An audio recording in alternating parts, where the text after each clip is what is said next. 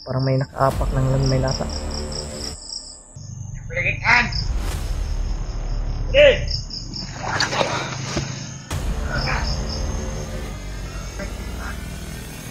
Nagagala mo na! Bastel! Bastel, tinatawag ni Janius! Bastel yun! Ayok! Bakit ka talaga ang mga vlogger? Tayo, nandito pala. Hindi matagumpay sila sa kanilang mga plano! Bakit tayo ang mga bihag? Hintugay ng gusto! Dito siguro sila Kuya Pads. Sabi ni Janius kanina! Yan!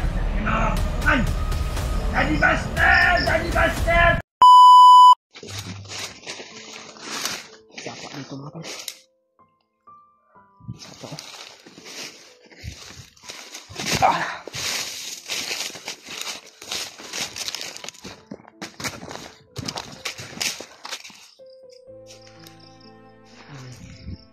May aso. May usok.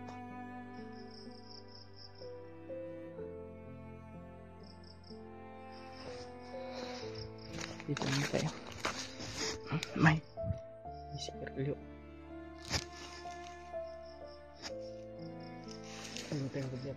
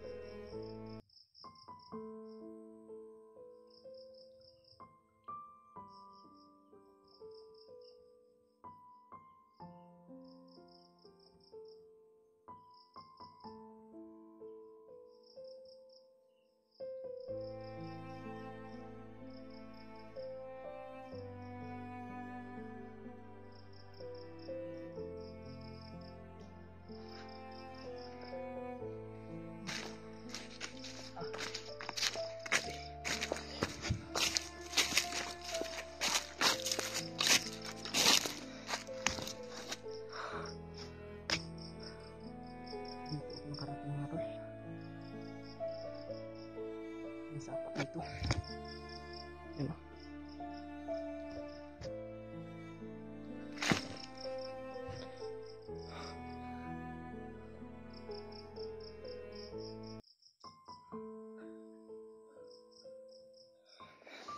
Paragit natin yan mga tol. Puntahan talaga natin yung kutan laba kung saan lang nilagay si Pidot.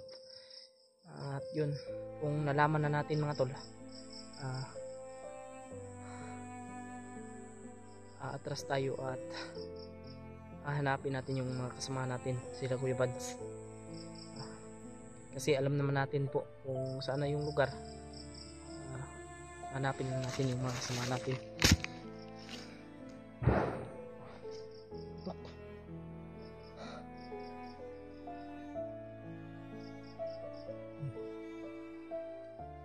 Mga tol,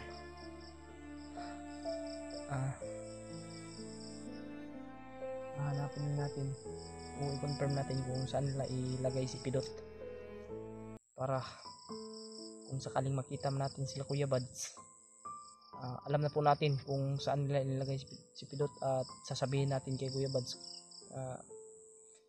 Ganun, tayo yung mag-guide ba, Kuya Bads, kasi tayo lang po yung, ako lang po yung nakakaalam kung saan inilagay si si Pidot.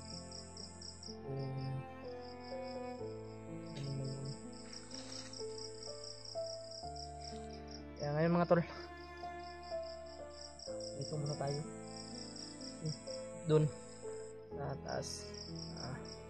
May mga tutukan kanina, tingnan mo, parang may nakaapak ng landmine ata.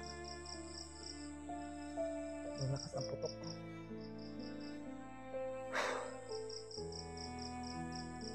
Kaya nga sana ay makita natin sila Kuya Bads mga tol. Pagdadasal nyo po.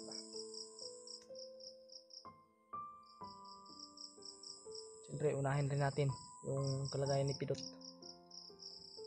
Kailangan malaman natin kung saan nila ilalagay ba, para yun yung plano natin ay maano.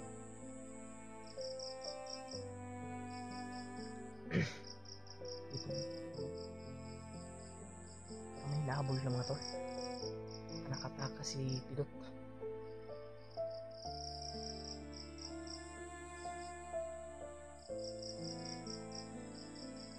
Ang boses talaga.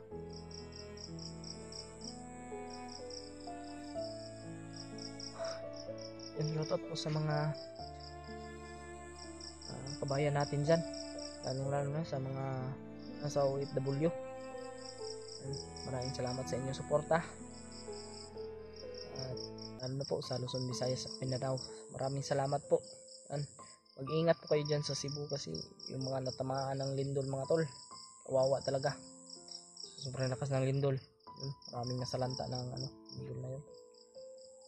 Maraming iniwan ng mga bakas.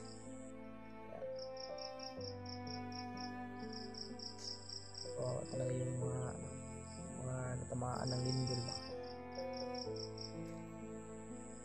Nahabol talaga yung mga bandido dito.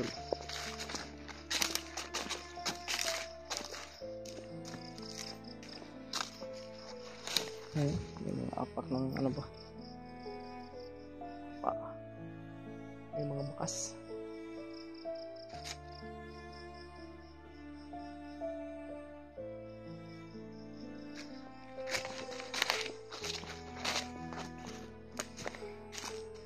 Iingatan talaga natin yung natin natin, yung hakbang ba, kasi pag magkamali tayo ng hakbang, siguradong mapapahamak. Kaya ingat tayo.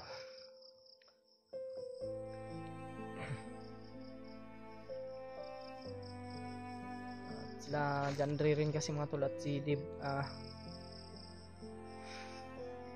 gusto kong tumulong sa kanila, kaso si Pidot pahamak kasi mga tol.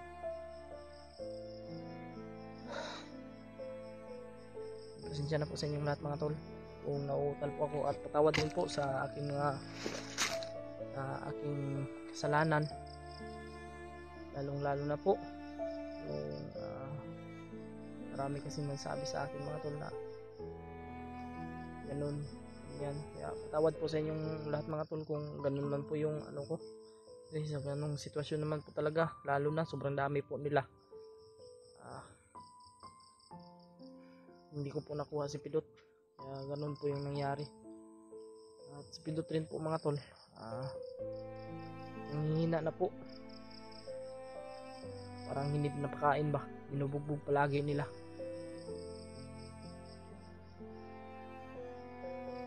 Iyak talaga ako sa kalagayan ni Pidot nung time na yun. Gusto ko siyang iligtas, pero yun yung nangyari.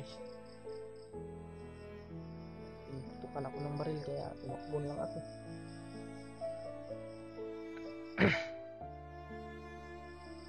Sorry talaga sa inyong lahat mga tol. Hindi ko rin kagustuhan yung nangyari na yun.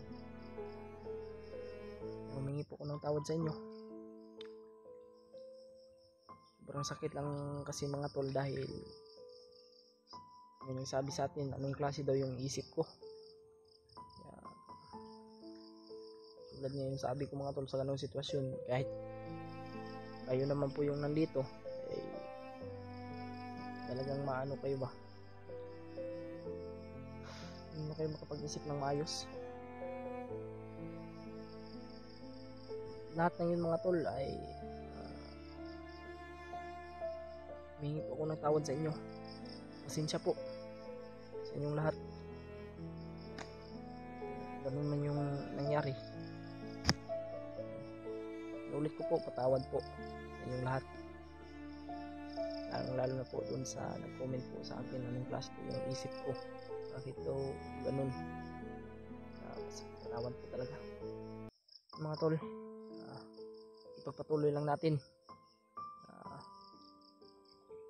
Sana ay may liligtas natin si Pidot. Hindi tayo hihinto. Hindi lang yung ganun na pangyayari, hihinto na tayo.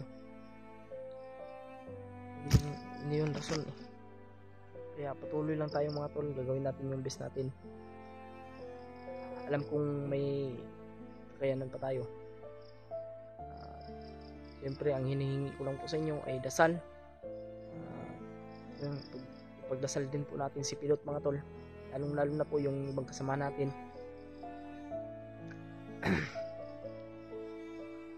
Humingi din naman po ako ng tulong sa gabay. Kaya nga lang mga tol, hindi pa tayo na ano, kaya muna tayo ngayon mga tol. Patuloy lang tayo.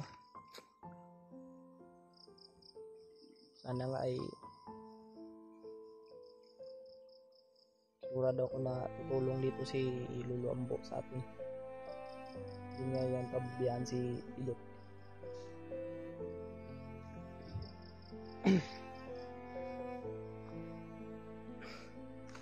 Tara, balik tayo mga tol kasi parang wala na yung mga boses.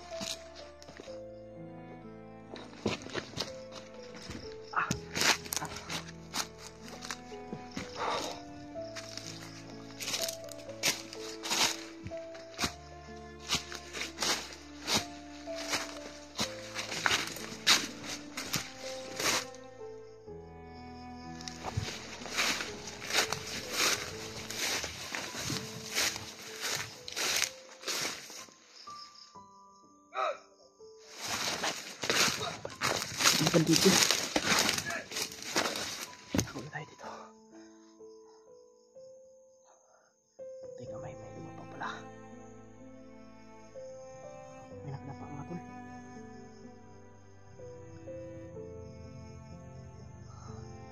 Tayo pa na.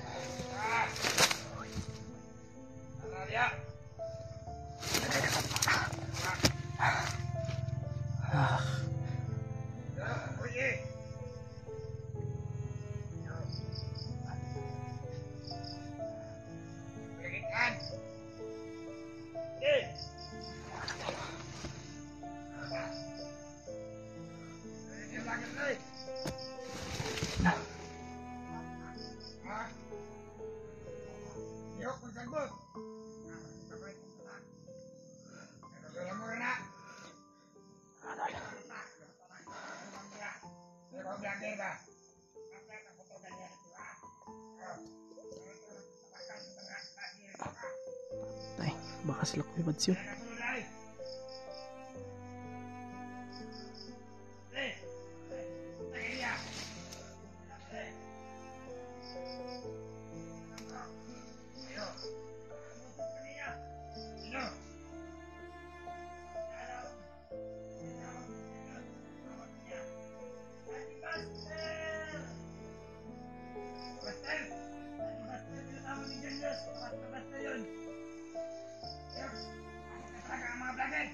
Tay, nandito pala.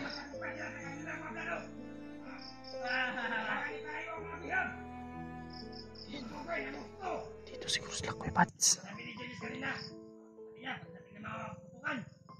Daddy Buster, tulungan mo ako. Ayok, hindi niya alam. Hindi namin nabigay. Dito rin pala si Julius. Mga brother yan. Ato! Ayok. Wala ka magkalisto! Tahol tayo dito mga tol. Mga tol, isa lang pala yung location. Ano? Dito na siguro sila Kuya Bads at Buster mga tol. Ibang kasama natin. Mga tol, kailangan natin pagplanuhan to at tawagan natin sila Kuya Bads.